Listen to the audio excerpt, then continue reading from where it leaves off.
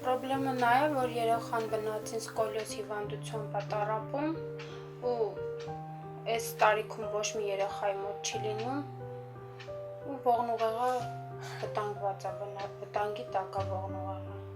Ողնաշարը ծռված է ու իրան ոչ մասաժ է կարելի, ոչ մի բան չի կարելի իրան,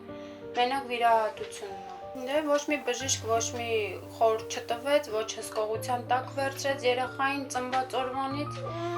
ամեն մեկը իր ասածը ասեց, դա է։ Վերջում տարանք թղթերը, նրանք գրեցին, որ չենք կարող, այդ ապարատուրաները չկա Հայաստանում։ Երեխայի փրկությունը ներկայիս դրությամբ Գերմանիան է, որ կարող է այդ վիրահատությունը իրականացնել։ Դրա համար պետք է ֆինանսավորում, որը մենք չունենք այդ հնարավորությունը երեխային տանել երկրից դուրս։ Երեխայի բուժման համար ընդհանուր գումարը արժե 40,000 եվրո։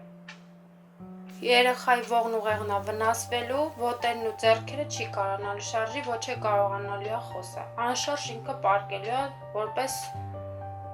կուկլա, տենց ասեմ։ Տիկնիկի նման է լինելու, որ ողնուղեղը վնասվեց։ Ուղղակի խնդրում եմ բարի մարդկանց, որ օգնեն իմ երեխային, ինչքան հնարավոր է, գումարի տեսակետով օգնեն ինձ, կարողանամ իմ երեխային երկրից հանել դուրս, իր նպատակին հասցնելու համար։